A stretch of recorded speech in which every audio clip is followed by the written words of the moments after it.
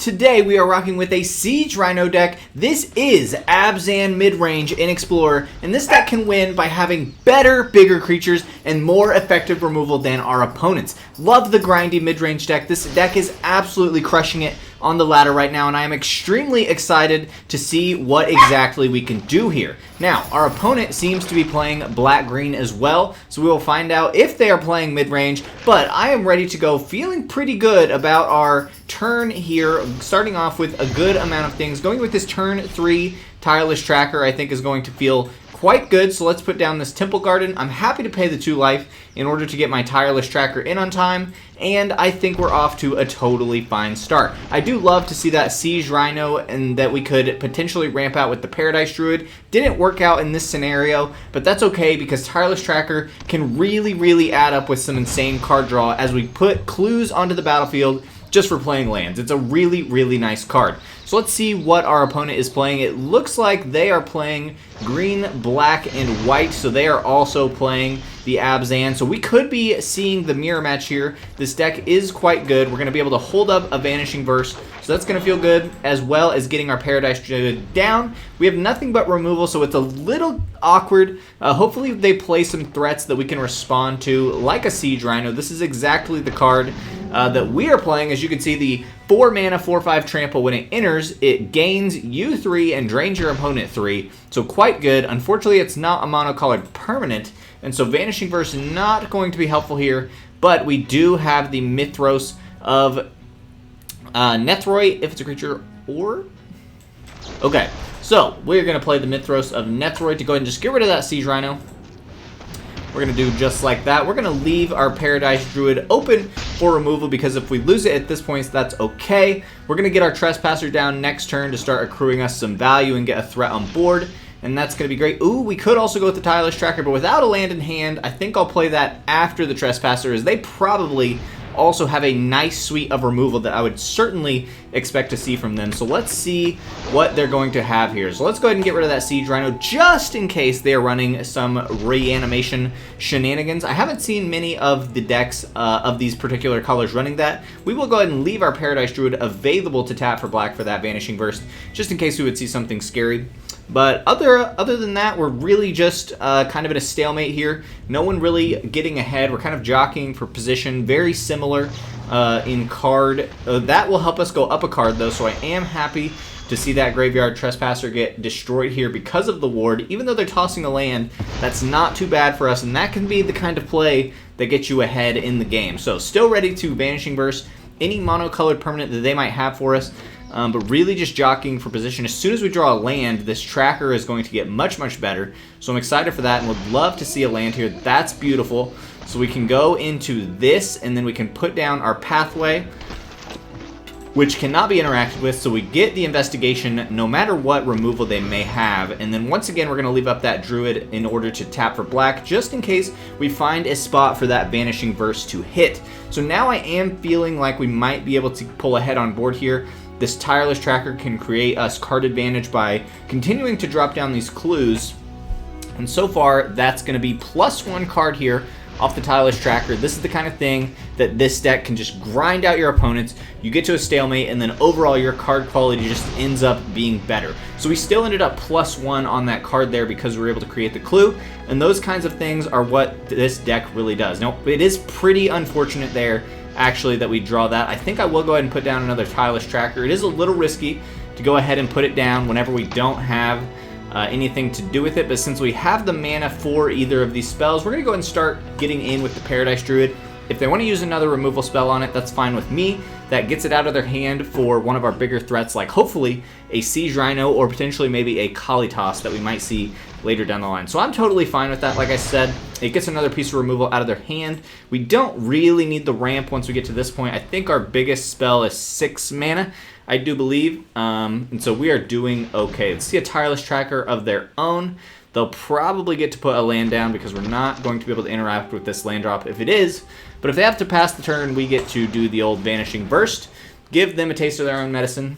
and really just hope we draw a land or a threat here. So kind of the Tireless Tracker puts you in a good position, because if you draw a land, man, this is just removal city.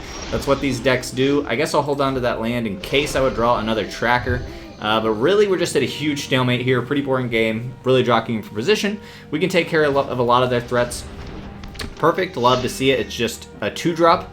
I do think in this case, I'm going to wait to destroy it because I don't want to turn on that blitz for the next turn. So I'm going to wait to kill it during their combat step next turn. And it might even be just worth the removal. But we're going to go ahead and Fatal Push it because that's going to get them to maybe pay the mana for it. And so I think that's the way to play. On their combat step, we're going to Fatal Push it. And then if they do eventually reanimate it to get the card draw, then we will Vanishing Verse it. So we're going to let this combat happen. We're going to go with the Fatal Push. Let me know in the comment section if you think it's correct to just Vanishing Verse it right away so they don't even get that option of using that. Since we've got 2 lands now, we'll go ahead and put one down just in case. Drawing a lot of green and white sources here. But our opponent is also not really drawing into very many things. Okay, so we do see the underdog here, so they did tap a bunch of mana for that. See, that is maybe the wrong play, because then we go down 2 spells when we didn't really need to, and we could have just Vanishing Verse it to start. So I think I talked myself into the right play being to hit it with the Vanishing Verse from the start. But we'll go ahead and do this to this one as well. So we did go down a card in that whole trade by using that Fatal Push, which is unfortunate. And again, more removal. I promise this deck doesn't run just removal. It runs, you know, a solid suite of maybe 7 or 8 removal spells. We just happen to hit all of them in this game. If you are looking for that total deck breakdown, we will do it at the end of this video. Now that is unfortunate that right now we have the Bloodchief's Thirst. This is where we really wanted that Fatal Push, because this at sorcery speed is just not going to do it. We do get to make them trash their last 2 cards, but at the end of the day, with the Hive really getting in for 3 every turn, this is not ideal. So we're going to really need to draw a threat here to get out of this game. Awkward game, to be perfectly honest here. Awkward game for us in the cards that we've drawn, just drawing removal. But sometimes that's how it be. We've still got plenty of time. They're just dealing 3 a turn. So that's manageable. Another land. Ugh, this is so brutal. I mean, we're ready to start popping off if we can draw some kind of card draw engine, or even anything that could start attacking. Any of our higher end threats would be totally fine. So we're just waiting to draw any kind of threat. Any kind of threat here.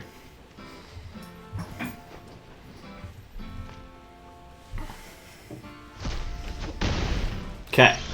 There we go, finally. So this is going to be good on a lot of levels. Can gain us that life.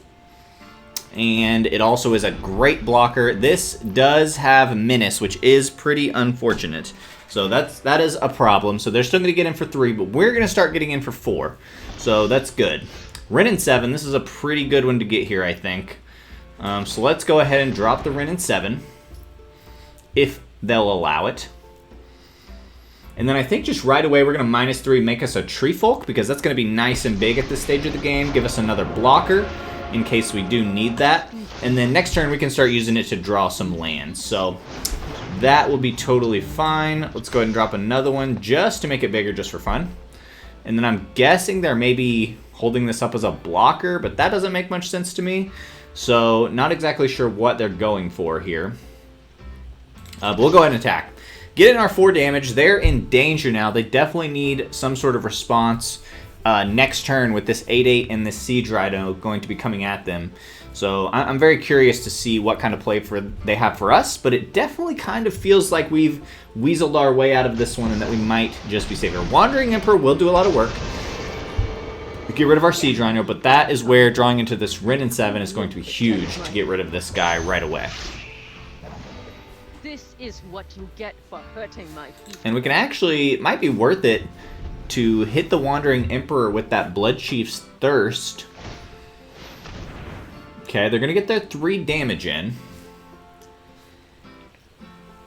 Let's see what else they're wanting to do here. This will be an interesting decision point for them. Oh, that makes sense. That does make sense. They get rid of our Wrenn and Seven, but we got a 5 mana 8/8 with Reach, which is helpful. That is pretty helpful. Curious to see if they'll just toss this away for a samurai. They do. Okay. So that gives them a blocker. I'm thinking I'm willing to kill that with the Thirst, just for the sake of getting 8 damage in. Let's go ahead and do that. We're going to put the pressure on, because they can keep attacking with the Hive. We don't have double blocker for it yet. But getting 8 down here right now seems pretty good to me. That seems pretty good. We set up for 9, so next turn, if they don't leave a blocker up, we just drop 1 land, and we have lethal on board. They've got 2 cards in hand to do something with, though. Of course, they fire up the Eye. Could be a mistake. They maybe needed that as a blocker.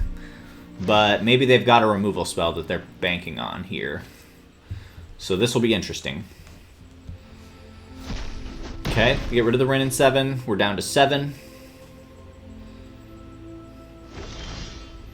Okay.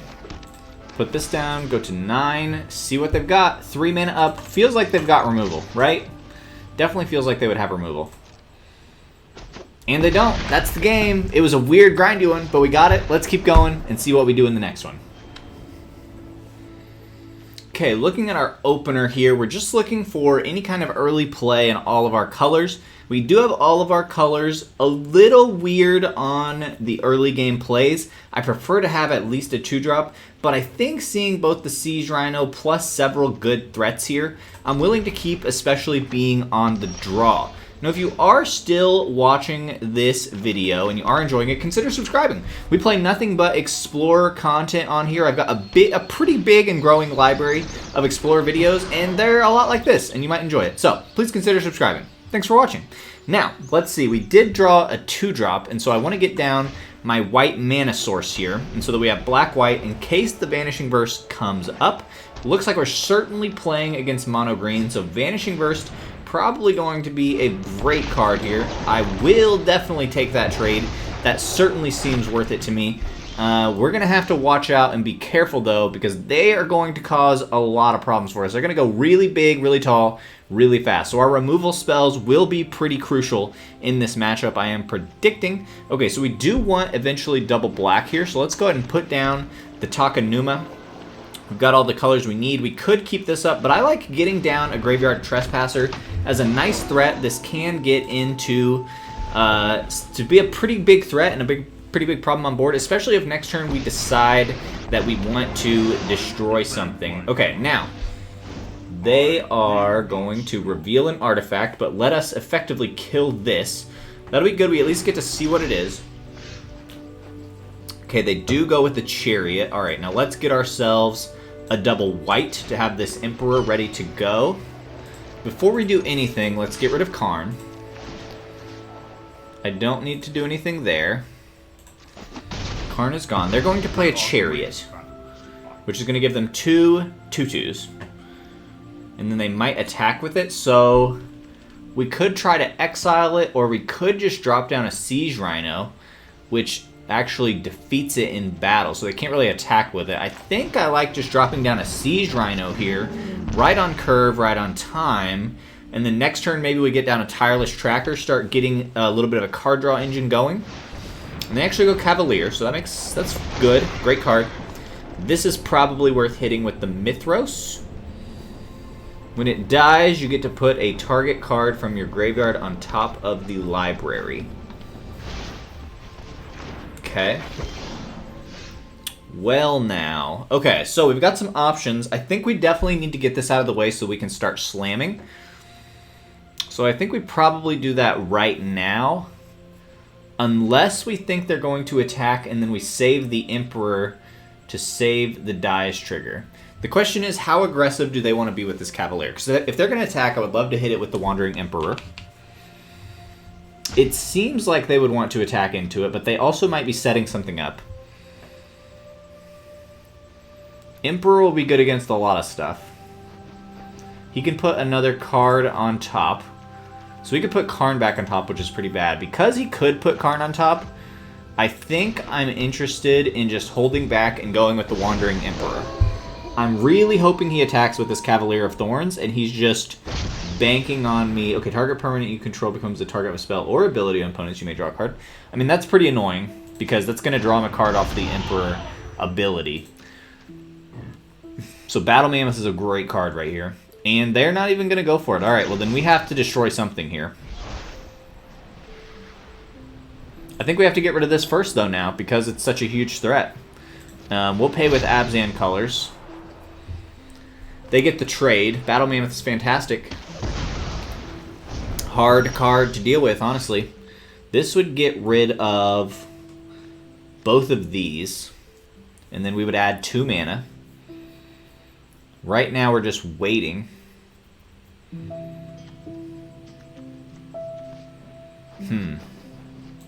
Is that worth it? We get rid of both of their ramp spells, add 2 mana and drop down the tracker and then pass?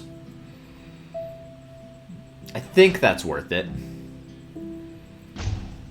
I think that's worth it. We're at a weird stalemate here. We're going to turn this back into the Trespasser instead of the Glutton, but that's okay. We'll just add green here, and then let's go ahead and drop down a tracker. And then say pass, hope they don't attack into us. Honestly. No attacks for the moment. I guess even if they do decide to attack with the Cavalier, it'll be tapped because it does have Vigilance, and we can drop down the Emperor on our own turn. It's obviously a little better to hit it with the Emperor, but I think we're okay here.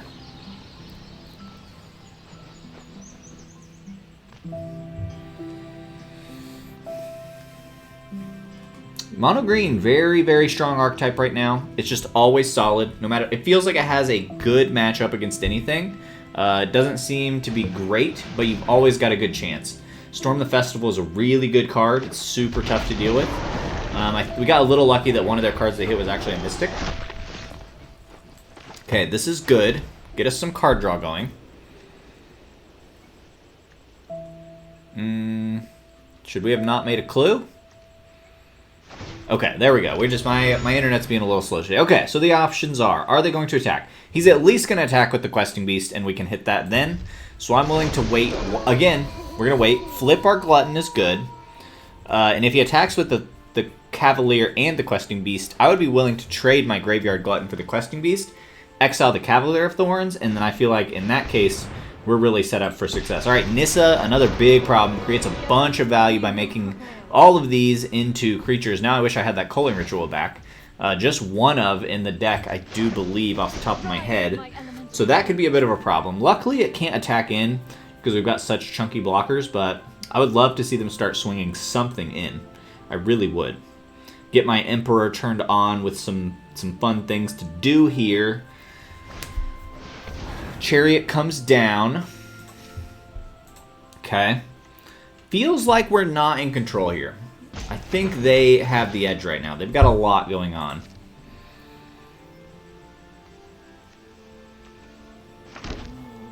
With Nissa, also they have another Storm the Festival available. Really need them to attack me with something here so my Emperor can be full value. Don't love that. Do we get rid of a land? That doesn't hardly seem worth it. Let's draw first. Maybe we'll get a removal spell. It just feels like they're getting more value with everything they've got going on, especially with this Planeswalker right now. I mean, Scavenging Ooze is fine. Giving something first strike seems pretty dangerous. Let's go ahead and drop this down now. Start plussing it. Just put a threat on board.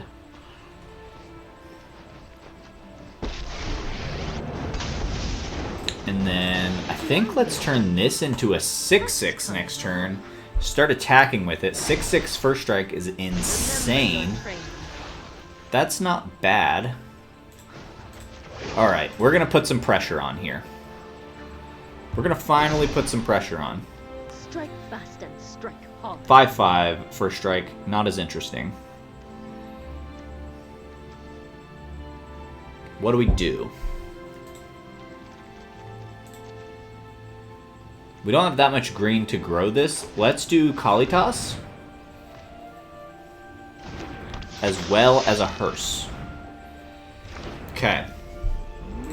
I like that. I like that a lot.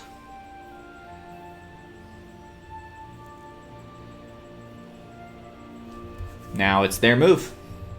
Interesting stalemate here. Complex board state. Not sure the right moves. I mean, them just flipping out 2 permanents at a time is just going to beat us. It's just too good. We got stalled out too much. This deck really needs to be attacking and doing stuff. And they're just putting out too many threats, I think, for us to handle. I don't really feel like we can win this, but we'll see. They're playing very slowly, so maybe they will be too slow and not do enough work. But also, Nissa's not that far off from ulting, in which case you definitely just lose.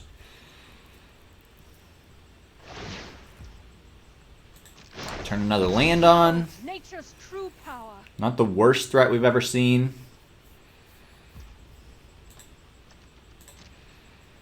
Okay, we will have 6/6 first strike to start swinging. Vanishing Verse is great. That is just great. Problem is, I don't even know what the biggest threat is. Do I swing in at Nissa and try to get them to just chump block? Probably.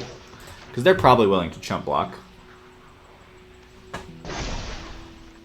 I have got new moves to teach you. Okay, so this is 6/6 first strike.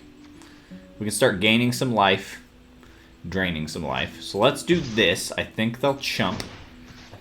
Let's get rid of the Battle Mammoth. They probably have no reanimation, but you never know. Cavalier gets to put something on top if it dies. Okay, let's go to blockers. Probably just put a cat in front of it, right? That makes sense to me. Luckily, though, if something dies, Kalitas gets to make us a zombie. That's pretty good.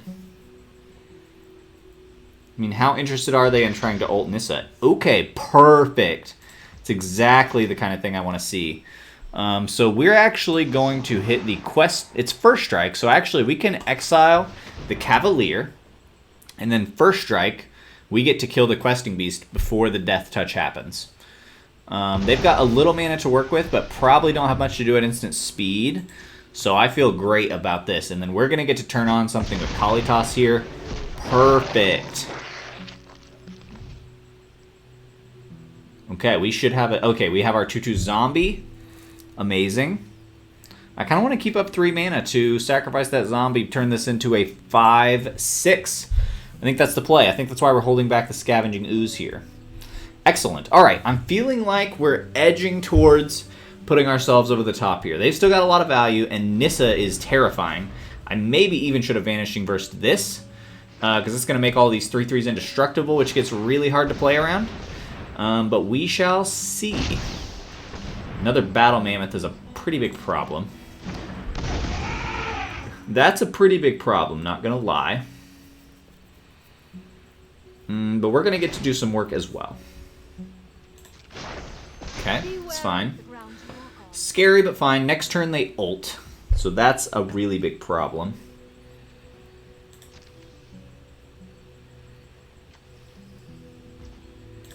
I guess I should have been hitting things with this. Let's get rid of Karn and the Grazer. And they actually give it to us. I think we could have pulled through. But this deck is just so grindy. It just keeps rolling, keeps putting up threats. Let's keep going and see what we can do in Game 3. Alright, in this opening hand, we are missing green. We're on the draw.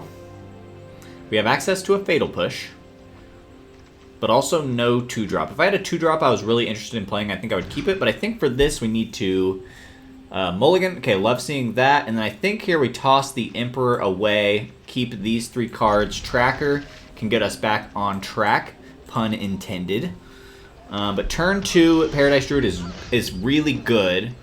That allows you, we're going to keep that Fatal Push available. Turn 2 Druid allows you to go turn 3 Siege Rhino if you get lucky enough to draw into it. So I'm pretty interested in that play.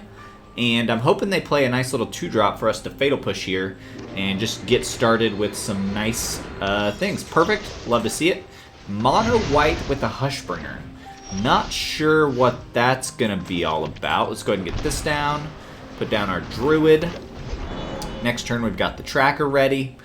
Double black is available. Okay. Interesting. Let's see. Let's go white. Turn on double white. Put down the Tracker. Because we've got plenty of lands to play, I'm fine with tapping this, getting a little damage in, starting to put just a tiny bit of pressure on, and if they want to use removal, it's totally fine. I would rather them remove the Druid than the Tracker anyway. They're going all out on this Maze Mind Tome. Alright, this is going to be pretty cool. So we're going to go double Tireless Tracker and then slap down our land here, make 2 clues, get in for 5. This one might just be an easy game. Looks like they're missing land drops, so they're just scrying for lands. That's fine. That's fine. Very bright, weird animation there going on, but well, whatever. Alright, let's go ahead and put down this. Waiting for our tracker trigger to go off. My internet's being a little slow today, so a little awkward. Okay, we're going to investigate. Let's go ahead and investigate now. Buff up our tracker and just make sure there's nothing else that we want to do here. That's fine. All right, let's get to combat. Dealing 6. And then we're just going to hold up this removal so that they don't have a blocker. And we've also got a clue to crack, so we will have 7 damage next turn. They're going to need to draw removal. Basically, they have to draw removal, because even if they play a creature, which they really need to, we get to destroy it, and then we get to swing in for 7 after we crack a clue. That's another good showing for the deck, just really simple, bad for our opponent. So I think we need to get another one before we end this video. Alright, so we've got a 2-lander again, but the difference this time being on the draw is that we have the Paradise Druid that we can go into, both to fix us as well as to kind of seal up that turn 3 play so we could go into a tracker or a go blank here. So I am actually willing to keep the 2-lander in this situation. Cleric class probably going to be seeing a life gain deck. Not a big fan of the Selesnya Angel's life gain, but it's just regular life gain. I don't mind playing against it, so we're going to get down this Paradise Druid. And we've hit 2 lands, so we're really, really fine.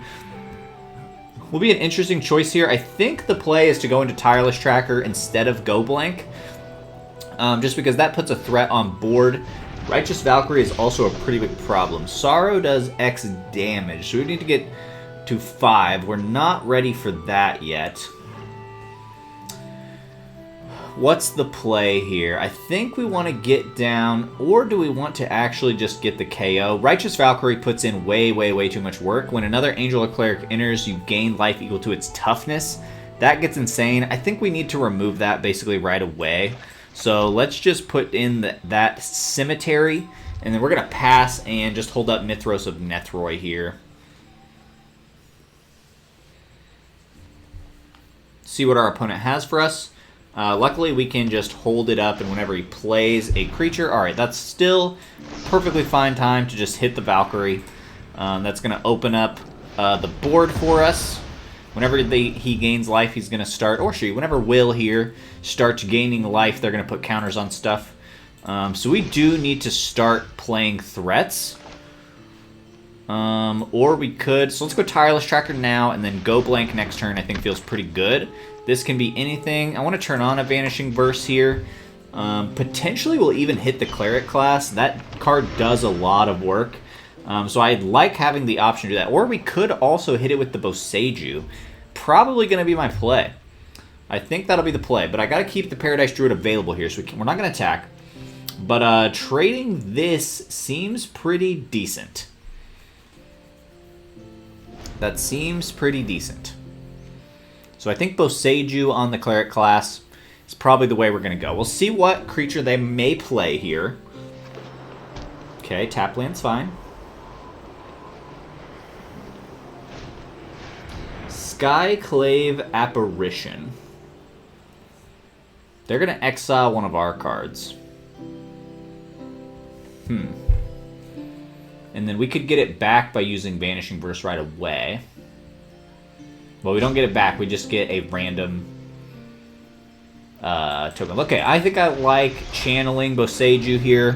Cleric class is a really, really good card. Does a lot of work for them, especially now that they've dumped 5 mana into it. Makes it a pretty good trade. They took a whole turn to turn it to turn level 2. And Skyclave at the end of the day is just a little 2/2. So that's not too big of a deal. And they get the Youthful Valkyrie, and then I kind of like using the Go Blank in this situation, just take away, force them to top deck here, and we hit a Collected Company, I do believe. So that was an amazing call, and we hit an Angel of Destiny. So we got actually some amazing luck there. Then we'll just, once again, hold this up. We get to pass turn, and then either crack the clue or use the Vanishing Verse. Youthful Valkyrie is fine, but not a huge threat. They need to keep drawing angels to use it. We also could just get us a nice little 3/3, start slapping with that. But I think overall, if they don't play any other threats, I'm just going to crack the clue. I think it's the best way to go here.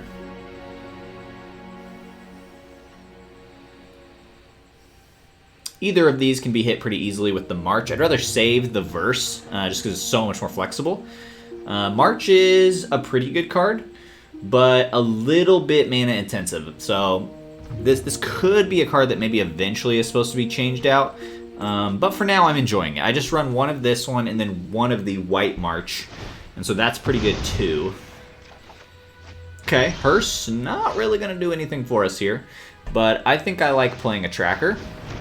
And then we have black, and then we're not going to actually have that available. Let's see, what do we need? We have double green, triple black, so let's put down a green. And then this allows us a lot of freedom, so we're just going to hold him back again. And now we're in a pretty decent spot. Angel of Vitality. If you would gain life, you gain that much +1 instead. That seems like that's totally worth hitting with the March of Wretched Sorrow. Luckily, they don't have any life gain on board at the moment, so that makes all of these much less good. I think let's just go ahead and pay 2, and let's just hit the Angel right away. Just like that, feels good, I think.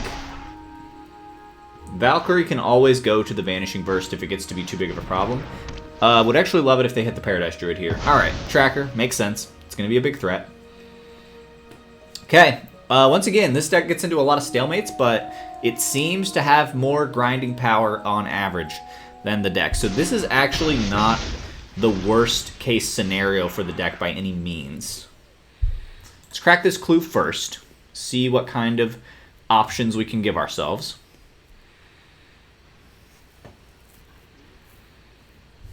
Sorry for the very slow internet today. Don't know what's going on. Usually it's pretty solid. But that's a little annoying. Okay, we at least get a land out of the way. Let's put down the Hearse. That can start growing at least a little bit. And then let's just give ourselves the option of trading here, as well as Vanishing Versing the Youthful Valkyrie. If they don't play a worse threat right now, I guess we really should save the Vanishing Verse, because Youthful Valkyrie is not the worst thing in the world, and it's only 2 damage a turn right now. So I mean, that's just not a big problem. We're gonna wait. We're gonna hold off. It's annoying, but I don't think that's the worst thing we could see right now. Excellent, that's what I'm talking about. Okay, that will help a lot. After that, I'm interested in swinging in here. Go ahead and block with that apparition if you want to. And now we're ready to roll. We've got a bigger threat on board. We've still got this Vanishing Verse if they play something scary. I'm feeling very good about this. Feeling very, very good about this. Now, I will say, if they play even one more Angel, So this doesn't actually gain them life, though. This is an interesting choice here. Now it's probably worth getting rid of, because they can reanimate. Ooh, interesting. They can't reanimate anything because I can just do this. So the reanimation is off the table. Do I hit that? Could also get rid of this and get my Tracker back and put a big threat on.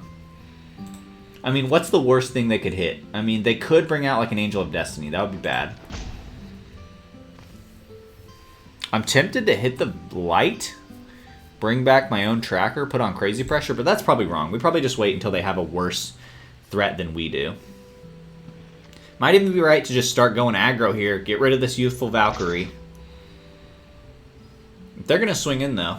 Okay, they're not. Thinking about it, but they're not.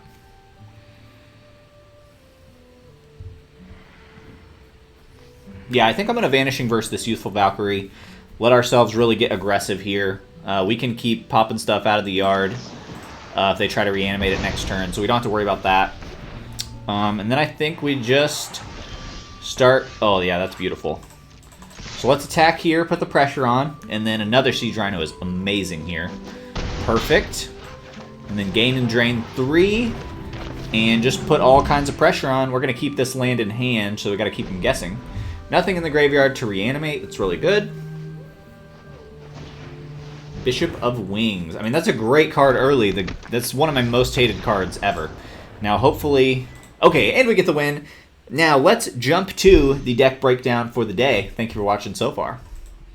So this is the entire deck list breakdown right here. 4 copies of the Siege Rhino. This is really the central card of the deck. It's what you're building around. It's what you're playing for. Getting to drop down that 4/5 for 4 that gains and drains. And then a whole bunch of 1, 2s, and 3s of. Let's talk about the other 4 ofs first, because those are, I think, really important to the deck in my opinion. 4 Tireless Tracker. You guys saw this deck. It just puts a lot of pressure on because it can draw so many cards and it gets to grow. So it starts off as a 3/2 for 3 and very easily becomes a 4/3 for 3 that's drawing you cards. It's really an immediate threat. And then also I think 4 Paradise Druid is really a card you need. Setting up, you didn't see this exact play, but especially on the play, dropping a turn 2 Paradise Druid, going into a turn 3 Siege Rhino is really, really hard to deal with.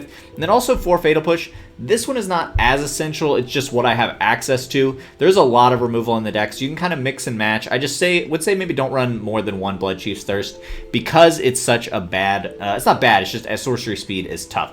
Now let's just also work our way up from the low curve. We have 1 Bloodchief's Thirst, like I said, 1 March of Otherworldly Light, and 1 March of Wretched Sorrow. I think these are very interchangeable with these or other removal spells. Similar to Heartless Act, you could swap these out for 3 Heartless Act and you'd completely get by just fine. 1 Scavenging Ooze and 1 Unlicensed Hurt. Those are our Grave Hate cards. We didn't run into a ton of Graveyard Essential decks today, but both of them do kind of similar things. They get rid of the graveyards, and then they also have a chance to grow into a late game threat. So I do like a 1 of each of these, but if you've just got 2 of one of them, you could just run 2 Ooze or 2 Hearse if that's easier for you. 2 Graveyard Trespasser, I think, is just... It's a Grave Hate card, but it's also just one of those mid-rangey cards that it's a really tough card to deal with that Ward discarded card. 3 mana 3/3 is quite good. You can run these in any black deck, and it's just a really solid card. 1 Go Blank. I just kind of like the card. This could probably be swapped out for another Trespasser. I just happen to only have 2 copies of the Trespasser right now, so that probably would be my recommendation. It's nice when it works, and we saw kind of the best case scenario, but there are times when you draw this card and it just does nothing. So it's a little risky to play, and really is probably more of a sideboard card, so I would recommend bumping up to 3 Trespassers if you have it. Mythos of Nethroi. Similar to the other removals, it is nice to have something that hits literally anything. So probably a 1 of these is really good just in case you run into those matchups where they have a nasty enchantment or something. So I do like 1 Mythos of Nethroi if you've got it. 1 Wandering Emperor. This and the Kalitas numbers I think could be tweaked with. Let me know what you guys think. As long as Culling Ritual, like these 4 cards are all kind of up in the air to me on which ones you want and how many, especially in best of 1 like I play. So I was running 1 Emperor today, 2 Kalitas, and 1 Culling Ritual. Had a lot of success with that and have continued to have success with it, so it is working for me. And then 1 Wrenn and 7. Now for the lands, we are running 25 lands, so it's it loves its lands. We like those landfall triggers. And then I just run what I have. So I've got a Hive in here, I have a Takenuma and a Boseiju. Those are all good 1-ofs. And then for dual lands, just run what you've got. Like I'm just mixing up between the shocks and the pathways I have basically. And then for green-black, I threw in the Deathcap Glade because that's what I needed. But just kind of make it work with what you need. So let me know if there's anything you would change about the deck in the comment section if you made it. You are a hero. I thank you, and I hope you have a fantastic day.